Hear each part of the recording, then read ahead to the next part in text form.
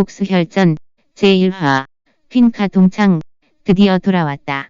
기차역에서 나온 범원주는 익숙한 길거리를 보더니 자기도 모르게 숨을 크게 들이쉬었다. 집을 나가 해외로 떠돌이 생활을 한 지 어느덧 벌써 7년이 지났다. 오늘날에 그는 금이 환영했을 뿐만 아니라 그를 괴롭혔던 자, 한없이 천대하고 무시했던 자, 그리고 그를 따돌리고 모함했던 자들을 향해 복수를 할 것이다. 그 누구였든 간에 그에게 빚진 게 있다면 이번에 다 받아낼 것이다. 과거 빚쟁이들의 추악한 얼굴을 더 똑똑히 들여다보기 위해 범원주는 어마무시한 재벌 신분을 숨기려고 교향의 기차에 오르기 전에 미리 시장 구석에 가서 허름한 옷차림으로 변신까지 했다. 고향에 돌아가면 맨 처음 만나야 할 상대는 당시에 그 망할 놈의 악덕 브로커이다. 범원주는 기차역에서 나와 그리 멀지 않은 버스역으로 가려던 그때 갑자기 빨간색 페라리 한 대가 나타나 그의 옆에 쌩하고 멈춰섰다. 범원준이 그 옆으로 다가가자 차 유리가 서서히 내려가더니 그대로 요염한 여자 얼굴이 보였다. 그녀는 선글라스를 벗으며 범원준을 못 믿겠다는 표정으로 보고는 입을 열었다. 범탱이. 범원준이 소리나는 쪽으로 고개를 돌려 쳐다보는데 그도 똑같이 놀란 표정을 했다. 방유경 아니야. 뭐야. 맞잖아. 몰라보게 변했네. 잘못 봤는 줄 알았잖아. 그러고는 고개를 끄덕이며 말했다. 얼른 타. 방유경은 서울에서 유명한 부잣집 따님인데다 왕년에 이선미와 둘이서 학창시절 때 캔카로 불렸었다. 그 인기를 말하자면 요즘 한창 핫한 여자 아이돌 못지않게 뜨거웠다. 서둘러 차에 타려고 하는데 그 안에서 풍겨나오는 은은한 향기에 범원주는 갑자기 정신이 번쩍 드는 기분이 들었다. 방유경은 원피스를 입고 있었고 훤칠하고 하얀 다리가 예전처럼 눈부셨을 뿐만 아니라 섹시함도 한층 더 업된 느낌의 이를 본 범원주는 침만 꼴깍 삼킬 뿐이다. 이게 얼마만이야. 고등학교 졸업하고 외국에 취직됐다고 그러지 않았어. 어때? 요즘은 괜찮아. 취직은 개뿔. 일당 삐고 그러는 거지 뭐. 막노동이나 다름없어. 그래도 수입은 괜찮지. 물어보는 와중에 방유경은 고개를 돌려 범원준을 슬쩍 훑어보았다. 예전에 비해 키가 좀 더 커 보이고 피부도 좀 더 어두워진 데다 몸매도 더 튼실해진 것 같았다. 이렇게 입을 닫고 조용히 있을 때는 괜찮았지만 입을 열기만 하면 어릴 때 촐싹대던 모습은 여전한 듯 싶다. 수입은 고사하고 그때 망할 놈의 사기꾼 브로커를 잘못 만나서 죽다 살아났어. 도착하고 보니까 그쪽에서는 전쟁 중이었어. 목숨이 이렇게 붙어 있는 게 다행인 줄 알아야지. 그리고 돌아오기 전에는 또 현지 괴한들에 의해 몽땅 털려 대사관에 도움이 없었다면 아마 비행기표도 못 구했을 거야. 그의 허름한 옷차림을 한번 훑어본 방유경은 그의 말을 믿었다. 이때 방유경의 머릿속에 갑자기 이선미의 울먹거리던 얼굴이 문득 떠올랐다. 그러고는 눈에 뭔가 이상여릇한 빛이 슬쩍 스쳐 지나가더니 입을 열었다.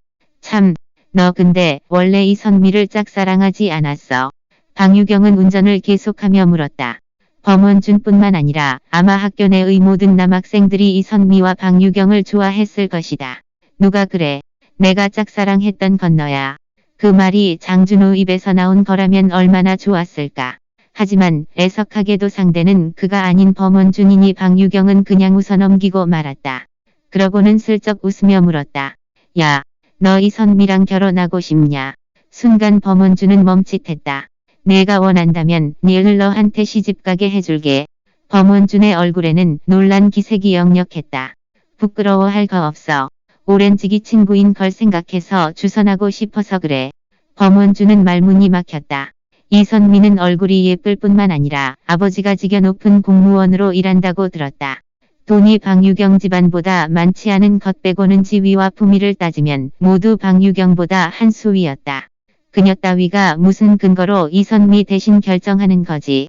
범원주는 어이가 없었다. 허참, 사람을 무슨 동네 바보로 하나. 장난치냐. 싫다는 소리는 안 하네. 야 너, 주민등록증은 가지고 있지. 여권도 있어. 방유경은 바로 전화를 하려 했다. 범원주는 카폰 스크린에 이선미의 이름이 뜨자 순간 심장이 막 쿵쾅거리기 시작했다. 선미야, 주민등록증 챙겨서 지금 바로 동사무소 앞으로 와. 그 앞에서 기다릴게. 동사무소. 지금. 알았어. 이선미의 목소리는 여전히 듣기 좋았고 방유경의 목소리도 마찬가지로 사람의 뼛속까지 스며드는 듯했다. 하지만 방금 전 이선미의 말투로 봐서는 왠지 방유경한테 약간 겁먹고 있는 듯한 분위기로 느껴졌는데 혹시 착각인가? 방유경은 차를 동사무소 앞으로 끌고 가서는 범원준을 보고 내리라고 했다. 여기 와서 뭐 어쩔 건데? 범원준은 물었다. 혼인신고해야지. 아까 못 들었어. 이선미가 여기로 온다고 하잖아. 무슨 뜻이야? 아까 말했잖아. 너랑 이선미 결혼시켜준다고. 저기요. 방 여사님, 농담이 좀 지나친데 전혀 재미가 없거든요. 얼마 지나지 않아 이선미가 도착했다.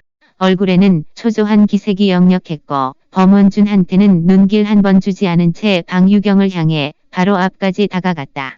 방유경의 농염함과 달리 이선미는 소박한 옷차림을 하고 나왔다. 긴 팔, 긴 바지 차림을 했고 몸매가 잘 드러나긴 했지만 조금 왜소해 보였다. 범원준은 옆에서 둘을 관찰하기 시작했다. 옛날에는 둘 다 기세등등한 아이돌처럼 보였다면 지금은 왠지 주종 관계처럼 보이기도 했다. 방유경은 이선미의 팔을 잡아 옆으로 데리고 가 가방에서 카드 한 장을 꺼냈는데 이를 본 이선미는 귀신에 홀린 듯 그 카드에서 눈을 못 뗐다. 방유경이 입을 열기도 전에 이선미가 먼저 말을 꺼냈다. 걱정 마.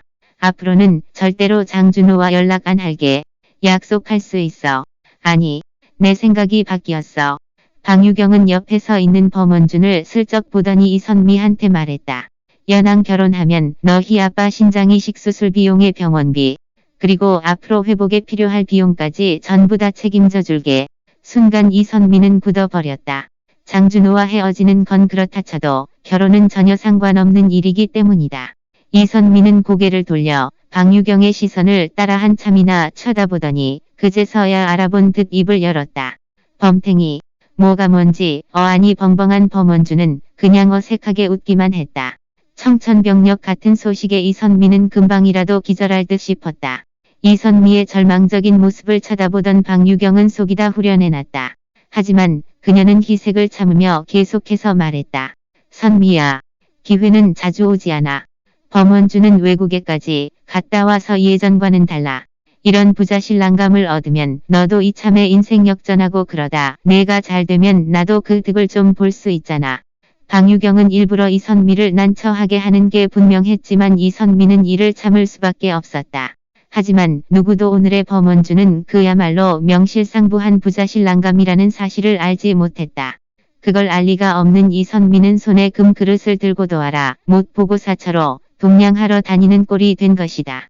이선미는 눈물을 머금고 입을 열었다. 유경아, 우리 20년 지기 친구 사이인데다 내가 장준호랑 다시는 연락을 안 한다고 약속까지 했는데 나한테 이렇게까지 할 필요가 있어. 선미야, 내가 필요한 금액이 자그마치 1억이야.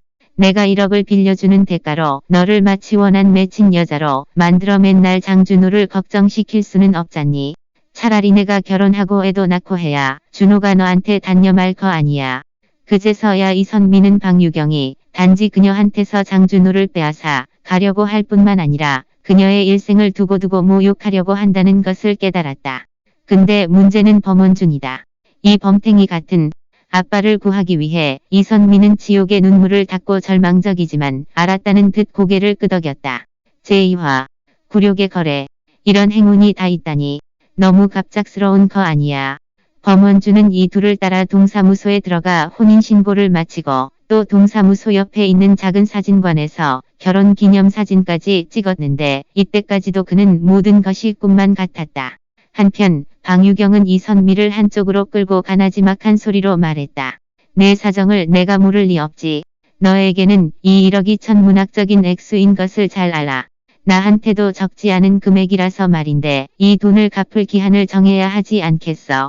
방유경의 요구가 과하지 않지만 이선미는 선뜻 답하지 못했다. 빚더미에 올라앉은 그녀가 억소리나는 돈을 어디서 구할지 몰라 막막했던 것이다. 네, 내가 정해. 방유경은 한숨을 내쉬며 입을 뗐다. 이러자 내가 말한 2년 우정을 봐서 1년 안에 범원준의 아이를 낳으면 1억 안 갚아도 돼.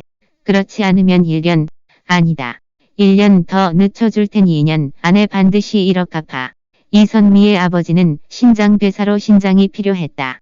근데 신장 이식만 해도 좋기 5천만 원이 드는 데다 수술비, 요양치료의 생활비까지 포함하면 1억은 그녀에게 생명줄과도 같았다. 건설공사 안전관리소장이었던 그녀의 아버지 이용호는 높은 직책이 아니었지만 현장 실세에 가까워 관할 구역 내 모든 건설 프로젝트의 현장 안전 점검은 반드시 그의 허락을 받은 후에야 착공할 수 있었다. 불만을 느낀 몇몇 건설 업체들은 그를 횡령죄로 고발했다. 그는 5년 징역을 받고 금전적 배상뿐만 아니라 거액의 빚을 지게 되며 아내 한소연에게까지 버림을 받았다. 일자리를 잃은 그는 건강보험료까지 끊겨 수술비를 전부 홀로 부담해야 했다. 초등학교 교사인 이선미는 아버지의 빚을 갚기 위해 친척과 지인에게 손을 벌렸고 이 빚조차 갚지 못했던 그녀가 이젠 아버지 신장 이식 비용까지 떠안아야 했다. 막다른 골목에 몰린 이선미가 손 벌릴 곳이란 오직 과거의 절친, 연적인 방유경뿐이었다. 돈을 빌린 날서부터 그녀는 마음을 굳게 먹었고 장준호를 포기하기로 했다. 장준호를 사랑했지만 그녀는 그에게 짐이 되고 싶지 않았다. 더군다나 그의 부모님은 둘의 결혼을 결사반대하는 상황에서 수술비를 빌려 달라고 차마 입이 떨어지지 않았다. 하나, 지금 방유경이 돈을 빌려주고 범원준의 아이를 낳으면 갚지 않아도 된다고 약속까지 한 것을 그녀는 모든 것이 확실해졌다. 범원준과 이미 혼인신고를 끝낸 마당에 1억을 위해 아이를 낳으라는 조건은 충분히 받아들일 수 있다는 사실을 사실 방유경은 장준호가 그녀에게 단념하게끔 하기 위한 속셈이었던 것이다. 강압적으로 맺은 약속이지만 이선미는 주저하지 않고 고개를 끄덕였다.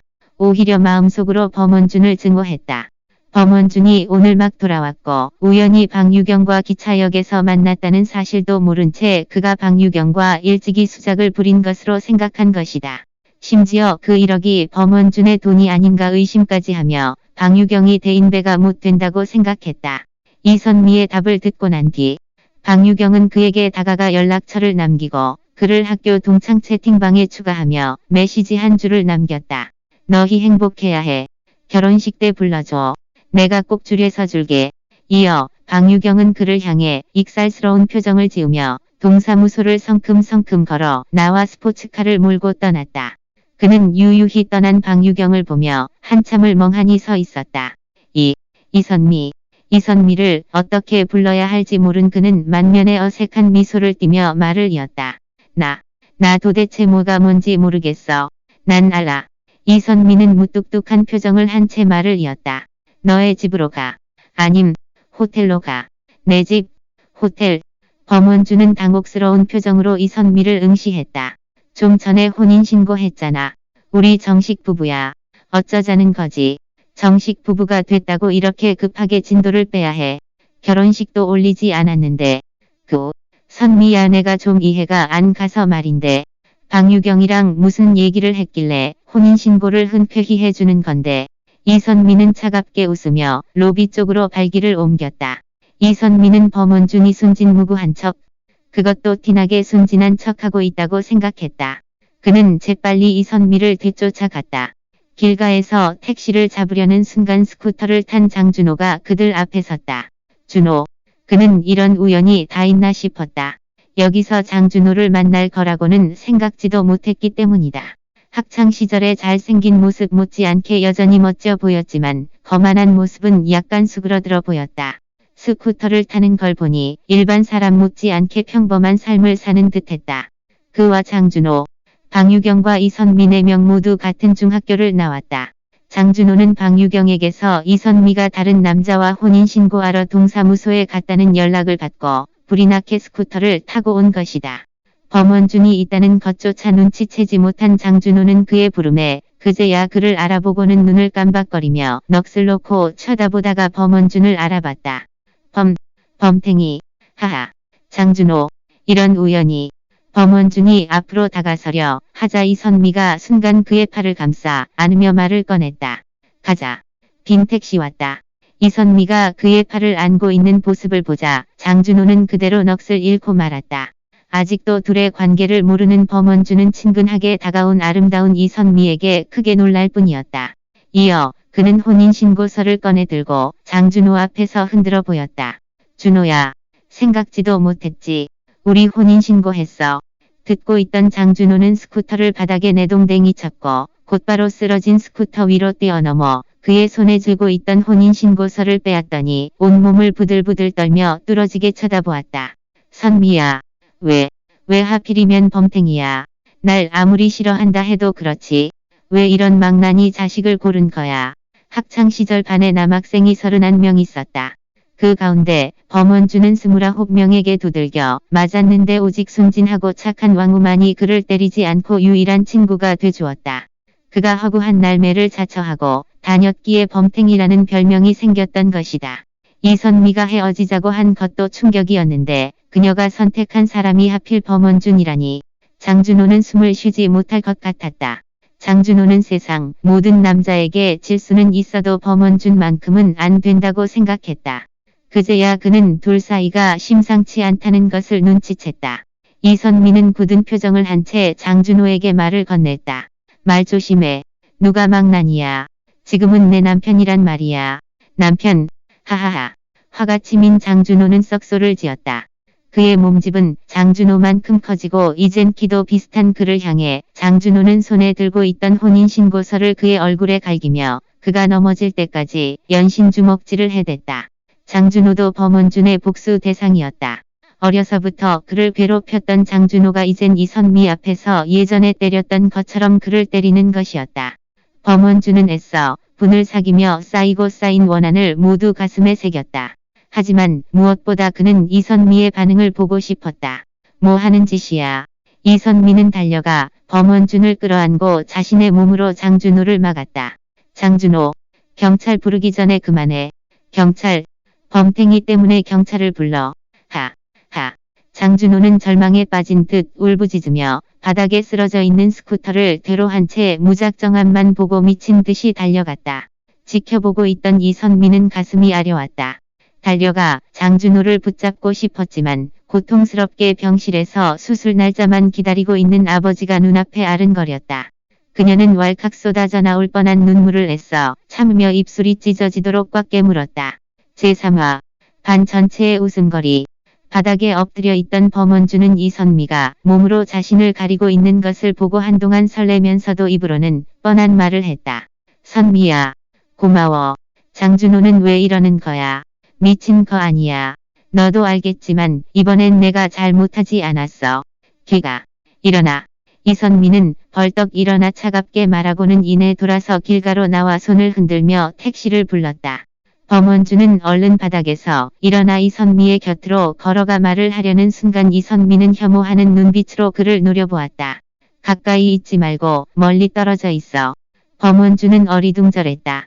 방금까지만 해도 급하게 일을 처리하려고 했으면서 왜 또.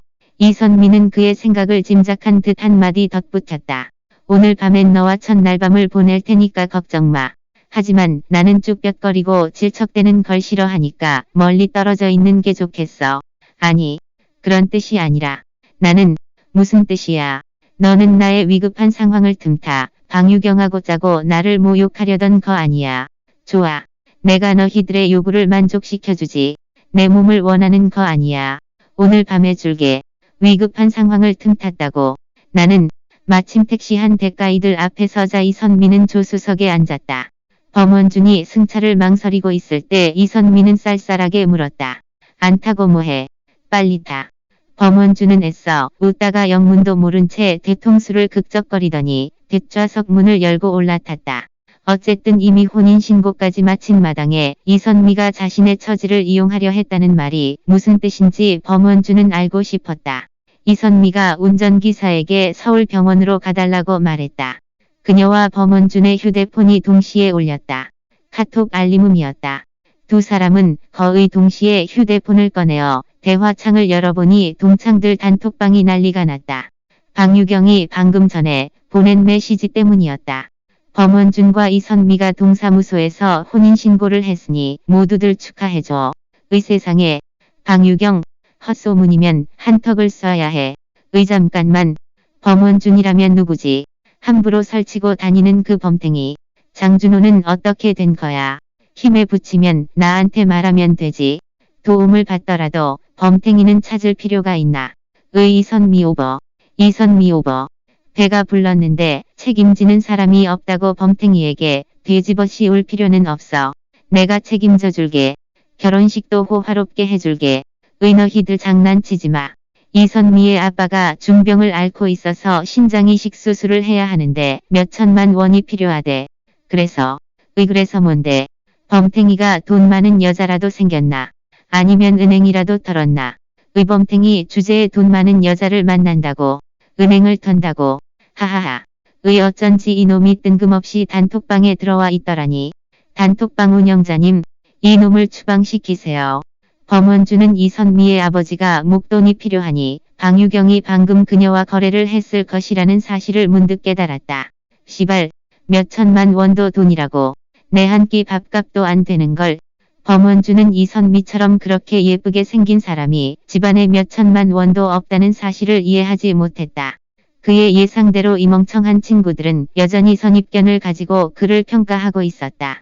그는 화를 참으며 참을성 있게 아래 대화 내용을 확인하려는데 시스템 안내 메시지가 떴다.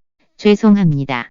당신은 이미 단톡방 운영자 유지강님에 의해 중학교 동창 단톡방에서 퇴출당하셨습니다. 유지강. 범원주는 화가 치밀어 올랐다. 유지강은 어릴 적부터 장준호의 껌딱지였곤을 장준호를 믿고 범원준을 괴롭히더니 단톡방에서까지 범원준을 내쫓았다. 화가 한껏 치밀어 오른 범원준은 하마터면 휴대폰을 땅에 내리칠 뻔했다. 그는 악덕 브로커와 장준호를 찾지 않을지언정 먼저 이놈을 혼내주겠다고 맹세했다. 이선미는 계속 대화창을 지켜봤지만 아무런 소식이 없었다. 방금 면전에서 장준호에게 상처를 주었기 때문에 마음이 아팠던 이선미는 지금 동창들의 빈정거림을 보며 오히려 조금은 편안해졌다. 필경 모두가 장준호를 위해 불평불만을 하고 있었기 때문에 이선미가 보기에 이 또한 장준호에 대한 또 다른 형식의 보상이 되는 셈이다. 그러나 잠시 후 그녀는 장준호가 단톡방에서 나가는 것을 보고 또 자신도 모르게 마음이 아파났다. 유지강은 이때 또 한 통의 메시지를 보냈다. 선미야, 흥분하지 말고 날 기다려. 난 준호의 후계자가 될 수도 있어. 유지강, 후계자가 되기 전에 형수님하고 먼저 이혼을 하고 오는 것이었대. 오게. 선미만 동의한다면 지금 당장이라도 이혼 절차를 밟을게. 나는 그럼 지강 다음으로 할 거야. 나도. 그때 한 여학생이 슬며시 메시지를 보내왔다. 선미야, 물어보고 싶은 것이 있는데 범탱이가 그 방면에서 잘해. 이선미는 웃음을 지었다. 이선미는 방유경이 자신이 오해받고 수모를 당하는 모습을 보고 싶을 것이라는 것을 알고 있었다. 병원 앞에 택시가 멈춰 서자 이선미는 범원준을 쳐다보지도 않고 차에서 내렸다. 범원준은 그녀를 따라 원무과로 각 7천만 원을 예납하고 병실로 들어왔다. 그는 침대에 누워있는 이용호를 보고 공손하게 불렀다. 아저씨, 안녕하세요. 이용호는 어리둥절해 있다가 한참을 보고서야 알아차린 뒤 의심스러운 표정으로 이선미에게 물었다. 범탱이. 헐. 이용호조차 그의 별명을 알고 있을 줄을 범원주는 상상도 못했다. 이선미는 무표정한 얼굴로 말했다. 아빠. 병원비는 제가 먼저 냈어요.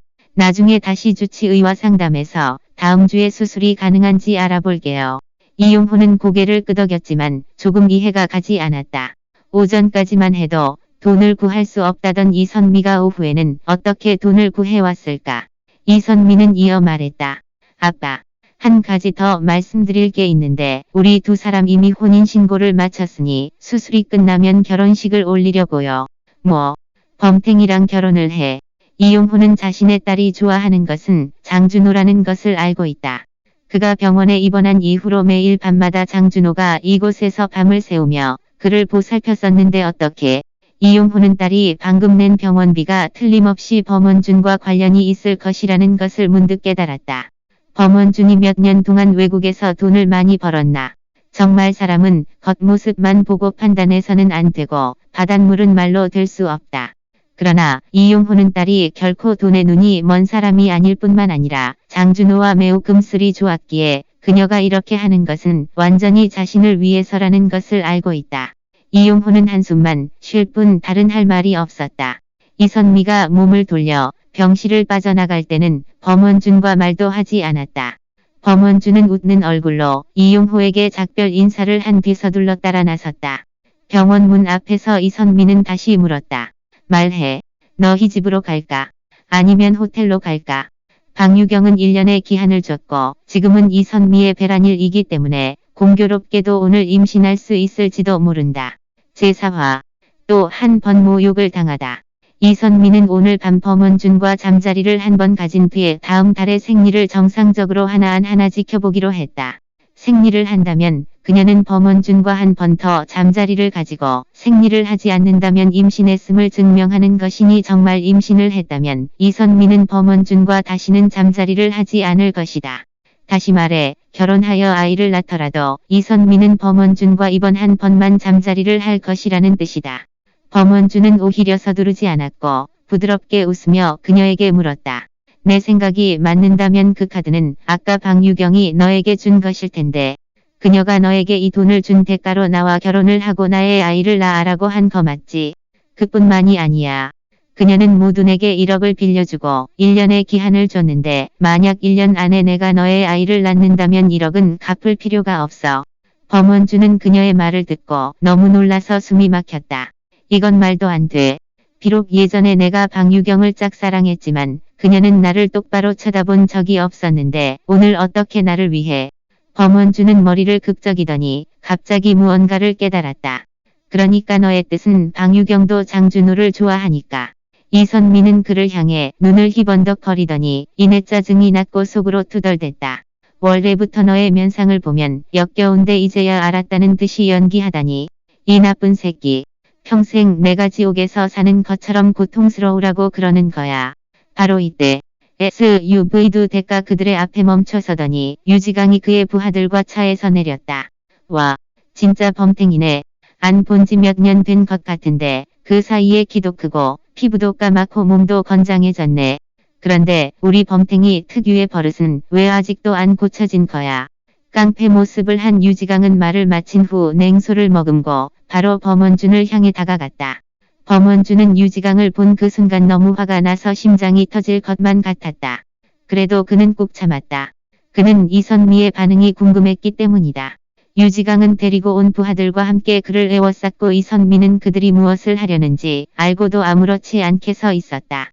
아까 장준호가 그에게 손찌검을 했을 때 이선미가 범원준을 안으면서 보호해줬는데 그것은 단지 장준호를 단념하게 만들기 위해서이다. 오랜 시간 동안 괴로움을 견디느니 한순간 고통을 참고 문제를 철저히 해결하는 것이 낫다. 하지만 이번에는 그렇지 않다. 유지강은 실은 이미 결혼했고 게다가 지금은 소위 말하는 깡패인데 어느 한 지역의 우두머리라고 했다. 이선미는 범원준을 죽도록 증오했기에 유지강한테 맞아도 싸다고 생각했다. 누가 그더러 방유경과 손잡고 자신을 음해하라고 했는가. 그래서 그녀는 이 싸움을 말릴 생각이 없었다. 유지강이 다가오는 걸 보던 범원준은 화를 참으면서 예전에 그에게 그랬듯이 굽신거리며 미소를 지은 채 입을 열었다. 지강아, 이렇게 우연히 마주칠 수도 있네. 시발, 지강이라는 이름을 내 입에 올리는 것이 가당키나 해. 유지강이 입을 열기도 전에 그가 데리고 온 부하가 발로 범원준의 허리를 찼고 범원준은 옆으로 몇 걸음 비틀대면서 제대로 서지도 못했는데 또 다른 부하가 발로 그의 가슴을 찼고 범원준은 그대로 나가자 빠졌다. 그가 땅바닥에 쓰러졌을 때 이선미를 힐끔 보았는데 그녀는 딴 곳을 보고 있었다. 곧이어 다른 부하들이 우르르 몰려가 범원준을 향해 발길질을 했다. 병원의 경비원이 이 상황을 보자 급히 뛰어나와 싸움을 말렸고 어떤 사람은 경찰에 신고하기도 했다. 얻어맞는 것은 오늘의 범원준에게 있어서 별로 대수롭지 않은 일이었다. 그저 이선미의 냉담함에 그의 마음이 차가워졌을 뿐이다. 비록 방유경의 방법은 잘못되었지만 이선미가 그에게 아주 작은 관심과 사랑만 준다면 그는 방유경이 말한 것처럼 인생이 나락으로 떨어진 이선미를 구해줄 텐데 말이다. 그런데 지금은 경비원이 와서 싸움을 말리고 다른 사람들이 경찰에 신고하자 유지강은 범원준 앞으로 다가와 그의 얼굴을 밟으며 말했다. 시발놈아. 학교에서 내가 어떻게 지냈던지 다 까먹었지. 잘 들어. 오늘부터 나 유지강은 널 마주칠 때마다 때릴 거야. 내가 여기를 떠날 때까지 말이야. 유지강은 말을 마치고 나서 발을 들어 범원준의 가슴을 세게 걷어차고는 부하들을 데리고 떠났다. 범원준이 땅에서 일어나자 이선미는 무표정으로 그를 쳐다보더니 고소해하며 말했다. 유지강은 지금 보통 인물이 아니야. 무려 조직폭력배의 우두머리라고. 너 정말 조심해야겠다. 범원준은 이선미가 동사무소 앞에서 자신을 감쌌던 것은 장준호를 단념시키기 위한 연기였다는 것과 그녀의 진실된 속마음은 유지강이 그를 반불구로 만들어주길 간절히 원했음을 마침내 깨달았다. 하지만 이선미는 그녀의 아버지를 위해서 방유경의 굴욕적인 제안을 받아들이고는 자신과 혼인신고를 한 뒤에 잠자리를 가지겠다 했으니 범원준은 꾹 참고 이선미에게 한 번 더 기회를 주기로 했다. 괜찮아. 범원준은 몸에 묻은 먼지를 털며 멋쩍게 웃었다. 난 이미 습관됐어. 어릴 때 자주 그들에게 맞았었거든. 이선미는 그를 향해 또 눈을 희번덕거리더니 물었다. 어디 갈 건지 생각했어. 먼저 우리 집으로 가볼까? 이선미는 더 이상 범원준을 상대하지 않고 길가에서 택시를 잡고는 바로 차에 탔고 그는 아무 말 없이 차에 올랐다. 기사가 그들에게 어디로 가냐고 물으니 이선미는 고개를 돌려 범원준을 바라보았다. 범원준은 흠칫하더니 제꺽 대답했다. 일지로로 가주세요. 말을 마친 그는 가슴이 답답해났다. 필경 어릴 때 그 둘은 같은 곳에서 살았는데 이선미의 모습을 보니 그의 집이 어딘지도 모르는 눈치였다. 택시는 일지로에서 멈췄고 범원준은 어리벙벙했다. 예전에 작고 볼품없던 주택은 호련히 사라지고 모두 고층 빌딩으로 바뀌었다. 그저 이 주상복합 아파트는 시공을 마친 지 얼마 되지 않아 몇 안 되는 사람들만 입주했고 그들도 인테리어를 하는 단계였다. 어쩐지 이선미가 그의 집도 모르더라니. 그도 자신의 집이 어딘지 찾지 못하고 있었다. 이건 범원준은 얼떨떨한 얼굴로 이선미를 바라보았다. 이선미는 범원준이 오늘에서야 귀국한 줄 몰랐기에 그의 그런 모습을 보고 그가 아직도 연기하는 줄 알았고 왜 연기하는지 도통할 수가 없었다. 빨리 좀 행동해. 이선미는 짜증이 섞인 말투로 물었다. 너 어느 동에 살아? 아니, 이 건물 언제 다시 지은 거야? 뭘 시침이 떼는 거야? 내가 외국에서 돈을 좀 벌어서 옛날 작은 집을 큰 집으로 바꿨다고 나에게 서프라이즈라도 주고 싶은 모양인데 내 말 똑똑히 들어. 나에게 있어서 서프라이즈고 나발이고 영원히 안 통해. 난 정말 몰라서 묻는 거야. 나 오늘 금방 귀국했어. 아참, 우리 외할머니는 어디에 계시는지 알아? 이선미는 눈썹을 찡그리더니 역겹다는 듯이 범원준을 쳐다보았는데 그의 모습은 모르는 척하는 것 같지 않았다. 2년 전 건물을 철거할 때 너의 아버지가 집을 회수하고는 외할머니를 요양원으로 보내셨잖아. 뭐, 우리 아버지가. 그래. 범씨 그룹의 회장 범중진 말이야. 어릴 때 그를 위해서 내가 다른 친구들에게 엄청 맞아댔는데 그가 정말로 너의 아버지일 줄이야. 암튼 그의 현 와이프가 너는 그의 친아들이 아니고 너의 어머니가 바람을 피워서 다른 남자와 낳은 아이라 했어. 무슨 헛소리야. 쳇. 내가 무슨 헛소리를 했다 그래. 건물을 철거할 때 그의 와이프가 와서 너의 집 재산권을 회수할 거라고 해서 이웃들이 너의 외할머니를 위해 나서서 항의했었어. 그래서 그의 와이프가 이 사실을 폭로한 거야. 안 믿겠으면 아무 이웃이나 잡고 물어보든지. 범원준은 그녀의 말을 듣고 너무 화가 나서 온몸이 부들부들 떨려왔다. 포켓 모블 앱 다운받고 복수혈전의 더 많은 챕터를 즐겨보세요.